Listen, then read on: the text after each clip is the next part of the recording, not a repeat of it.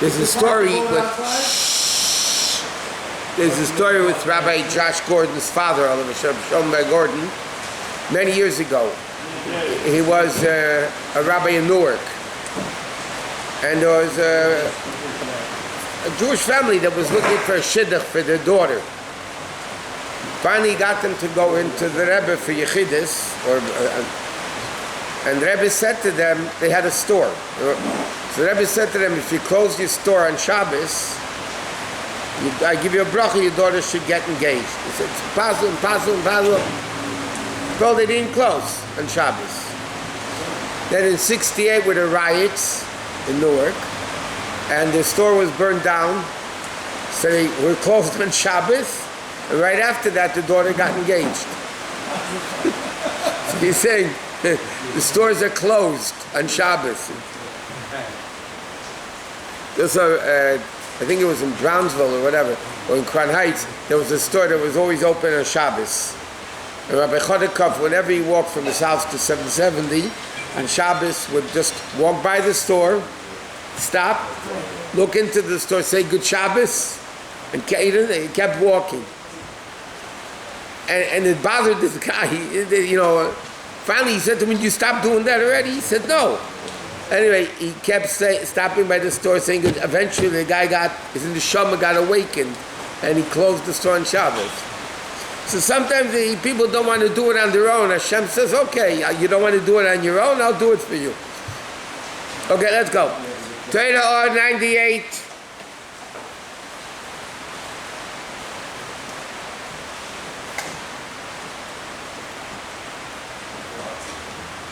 Okay, we're 6 lines in the bottom of the first column. Okay, now the Rebbe was explaining Mishnah is the queens because they bring down the level of Chochmah through the Tanoim. Braises are like the concubines. So it's not as often as Mishnah. Mishnah is constant, like the wife is constantly with the husband. This is a concubine. And then you come to Allah and say Mispod. That is the Tanoim and Amiroim. But that is not a level of Atsilis, of Chochmah. That's the level of Bria. And therefore the Gemara is in Bria and so on and so forth. And he said, the Zel Inyan, 7 lines to the bottom of the first column. The Zel Inyan, Liban Hilchas, that's the Kabbalistic that he said before.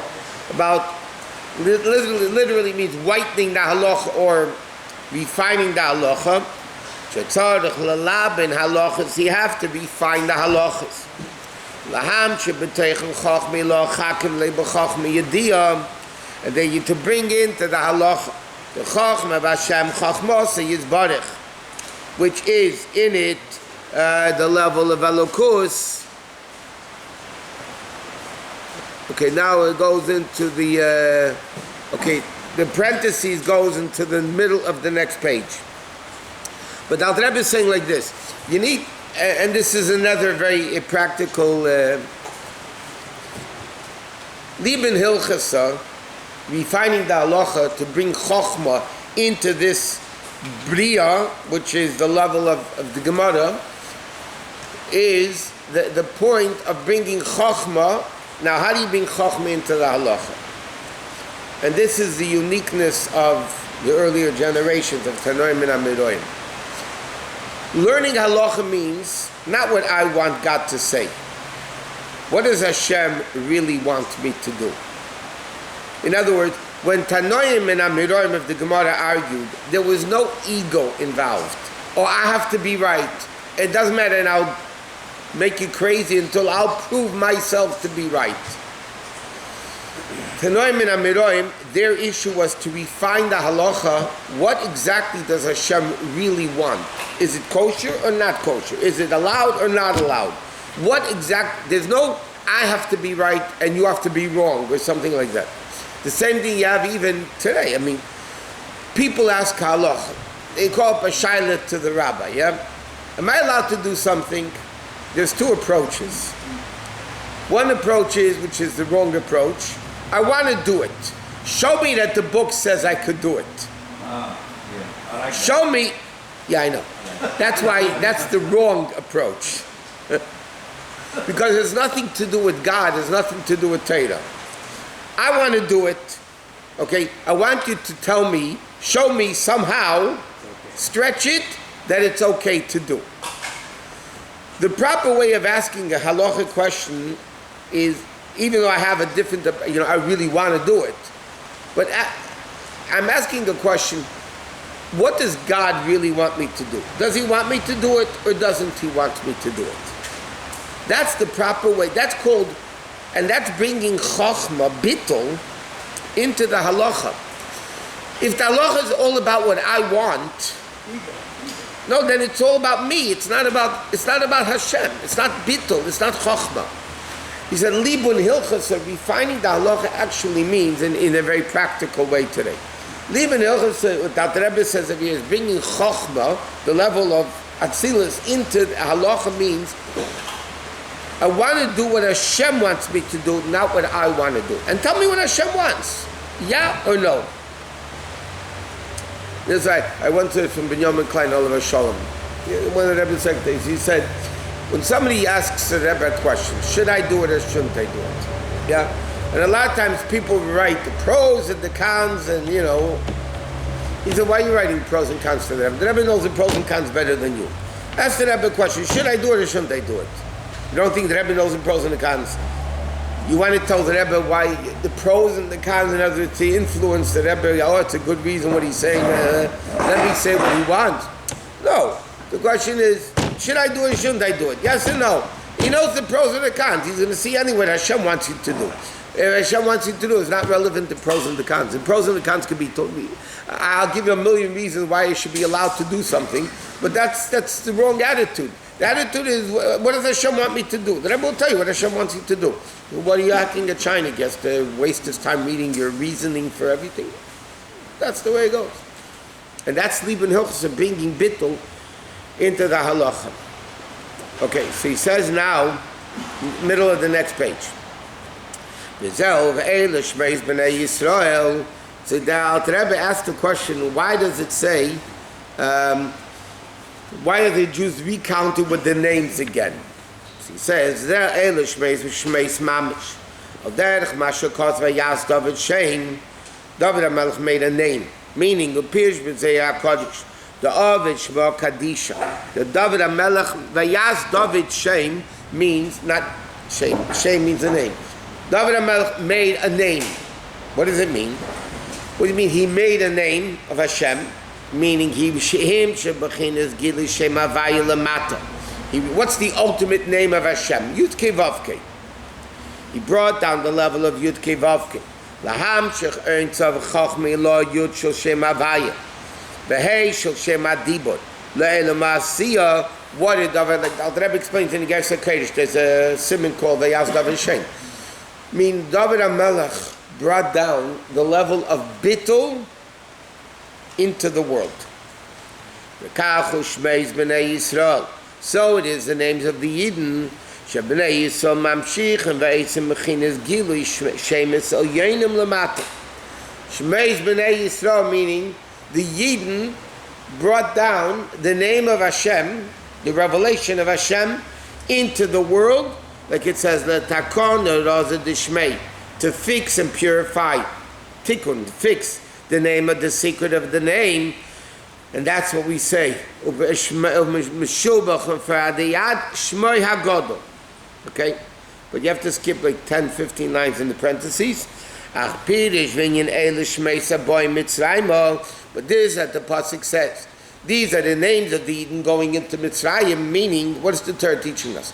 That even in Mitzrayim, the Jews were able to bring the name of Hashem, meaning the revelation of Hashem, the bittul, the revelation of Hashem, even into Golus, that even in exile there is a revelation of godliness, that the world becomes bottled to Hashem. There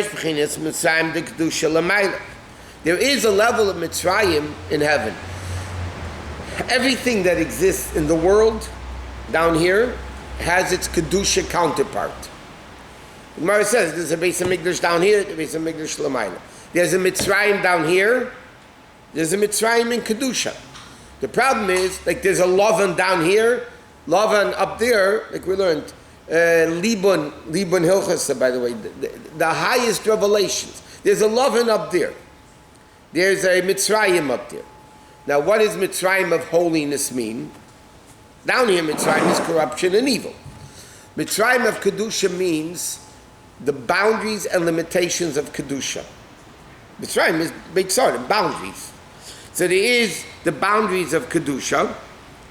Yes, Mitzrayim Loshen Meitzer. Hainu Mitzrayim Loshen Meitzer Helam Vehester. Any limitation by definition means hiding something, concealing something. Because in order to reveal something, it has to be revealed in a certain way. You can't reveal the thing the way it is, because the essence can't be revealed. Because any revelation, the way you're revealing it, is automatically a limitation. If somebody wants to reveal love, and they kiss the person, that kiss is not the whole essence of the love. It better not be. Right? Because everybody, today, they stab you and they kiss you, it's worthless. It's not it. No, really. Come on, what is it? It's so fake. What? One side. Two sides, one side. No, it kisses, that's the revelation. Any revelation, that's why it says, Etzim built in Gala, an essence can be revealed, because any way you can reveal it, we said the story, the Chassid said to the other one, define God to me. And he opened his mouth to talk, he smacked him in the face. I mean, they're friends, he smacked him in the face, said, the second you open your mouth to explain God, it's already not God. Because you're limiting him. So, and Mitzrayim of Kedusha represents a concealment. Yeah, it means limitations of Kedusha. But that's why we said, even the world of Atzilus, which comes from the word Exile, a world near God. It's a revelation of godliness. It's still called Olam Atzilus. Olam means He'elam, concealment. Because even the world of Atzilus, that the order of Atzilus is bottled with Hashem. The vessels of Atzilus are bottled with Hashem. It's all one, it's only God. Nevertheless, it's a concealment. Why is it a concealment? Because it's still a limitation. Any limitation, no matter what it is a concealment. By the way, scientifically, the latest theory about 15 years ago came to be that whatever we have in this world, there is another one, the upper one on top. We are just a mere reflection of what's... I understand, but the problem is Torah said that 3,500 years ago. There is a story with the Rebbe Rashab, we mentioned in the past. The Rebbe Rashab, when he washed for bread, he didn't want to be interrupted. He didn't want people to talk to him. But he had a younger brother by the name of Mendel. There's the Rebbe Zalmanar's oldest brother, then the Rebbe Rashab, then there was a younger brother called Rebbe Mendel. And this Rebbe Mendel, once the Rebbe Rashab washed, and he came with an excitement, he had to tell the Rebbe Rashab something special. So after he made a mitzi, the Rebbe Rashab, he said to the Rebbe Rashab, they just discovered, the scientists, that there's a certain vein in the brain that when you pick up your head, it helps you to remember. And when you bend your head down, it helps you delve into it deeper. And it was a new scientific discovery that's what you see when people want to remember something, they usually look up. That's to do with. So the Rebbe Rashab, after he made a mitzi, he told his brother, go, there's a shafa, bookcase of Svarim of the Rabbeim, you know. So he told him to pull out a certain sefer from the Mittel Rebbe. And he opens up the sefer, he shows him that the Mittel Rebbe says in the Maimer that there's a vein in the head that when you look up, it helps you remember, and when you look down, it helps you to go deep, to meditate deeper. And then the Rebbe Shep, this was 100 years early. He said, you see that this is already done in Torah. And he says, don't think, and this is the punchline, don't think that the Mittel Rebbe was a doctor that understood the medical aspects of it. He saw the way it is in the spiritual Adam up there. Why is it like that? There's a vein down here that when you look up you remember, when you look down you delve deeper. Because spiritually it's like that. There's a spiritual world up there. And he saw in the spiritual world, there's a thing, if you look up, it helps remember. You look down, it helps delving into it. So the same thing, anything that science will discover existed already in Torah 3,500 years ago. Because everything, all Chachma in its concept. Torah is Hashem's Chachma. Chachma says Shalach Kadosh Baruch Hu, yes? Any wisdom, everything comes from Hashem. So any wisdom in the world comes from Hashem. Correct? Hashem made everything. Now, which part of Hashem, the science and math and technology and all that, it comes from the wisdom of Hashem. What's the wisdom of Hashem? Torah. So therefore, everything that exists in the world exists in Torah. You just have to have eyes to know how to see it, but it's all in Torah. Would you say that you're limiting God by saying that it's limited to Torah? What? Doesn't it imply that it limits God to Torah? No. Because there's an aspect of God, of Torah, which is wisdom, and then there's an aspect of God, which is the essence of Hashem. Torah down here is the wisdom of Hashem. Torah upstairs is what the Medrash uses the expression about Torah, that God is God's, Torah is God's toy that he plays with every day. For recreation?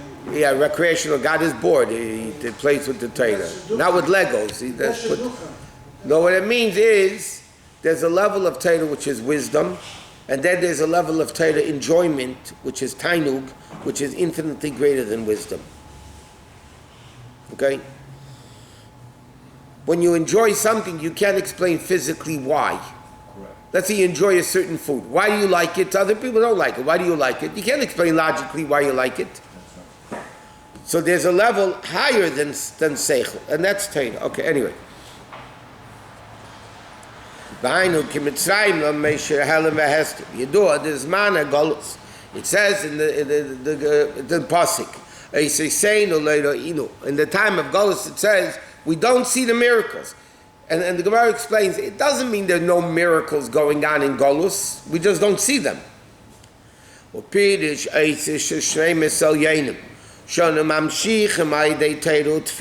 These revelations of Hashem that we reveal through Torah and davening, meaning it is revealed, but not to us.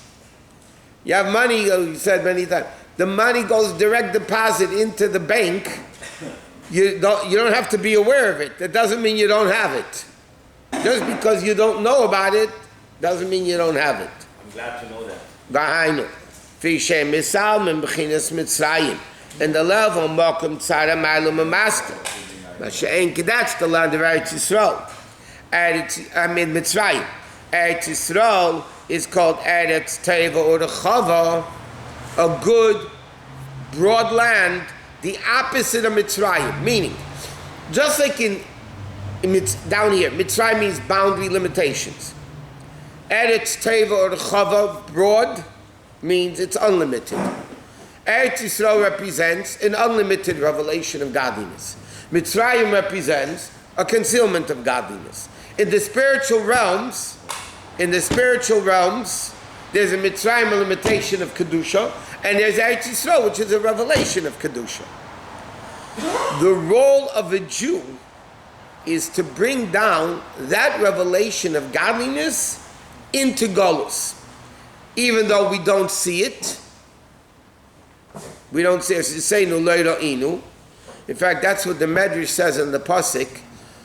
The Gemara, it's in the Gemara in Brachos. La'eisei nevlayis gedolos levadei. God does great wonders alone. And the Gemara said, what do you mean God does wonders alone? Levadei. It says, ein balanes makir b'nisei. The guy that the miracle happens to doesn't even realize the miracle happened. That's why it says, la'eisei nevlayis gedolos. Not only miracles, wonders. Wonders are wonders. Big, but levadai, only God knows about it. Because the guy the miracle happened to doesn't even know about it. But that doesn't mean the miracle doesn't happen. A guy could be delayed somewhere. Yeah, and you're angry why you're delayed. And because of that, God forbid, you didn't get into a terrible car accident. If you would have gotten a minute earlier, God forbid, We don't know. God knows. And that's why God's pulling the strings of making everything happen. Therefore, like we said the other day, tzaddikim look at the world, anything that's bad is really good. Because if it's coming from Hashem, it got to be good. It has to be good. And the truth is like this. There's a famous, I mentioned this also in the past, there's a chassid of Rebbe Rashab, that his son, this chassid's son, wanted to go to America. Now going to America in those days meant Yiddishkeit is kissed goodbye. This is in the 30s, in the 20s. No, in the early 1900s, 1910, whatever. Then America wasn't today. You know, it was mamish. That was it.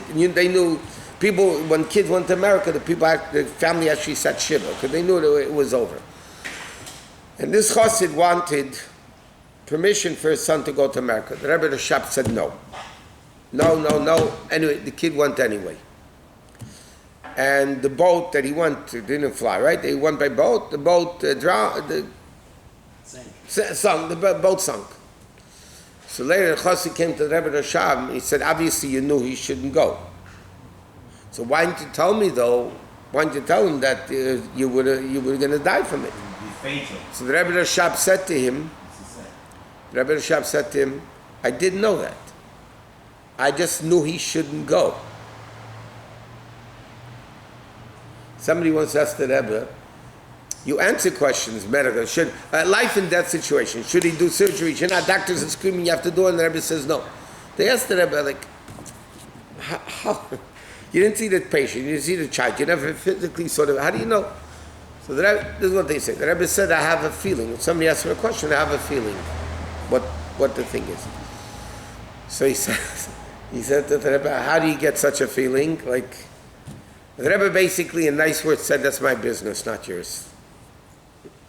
In other words, a tzaddik just sees the good.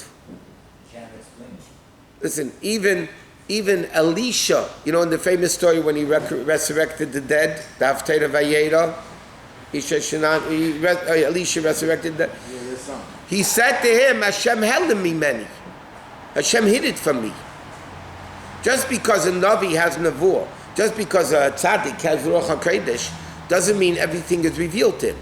When the issue comes to him, then Hashem, because of his holiness and his holy kedusha and everything, the tzaddik answers what Hashem wants. He doesn't have to know why, that this is going to be bad. He just said, this is what it is. This is the right thing to do. Because they know if Hashem is doing it, it has to be good. It can't be bad. There is no bad coming from Hashem. Like he spoke the other day. It must challenge some. Huh? It must challenge some tzaddikim or some people who are very observant, strong believing God.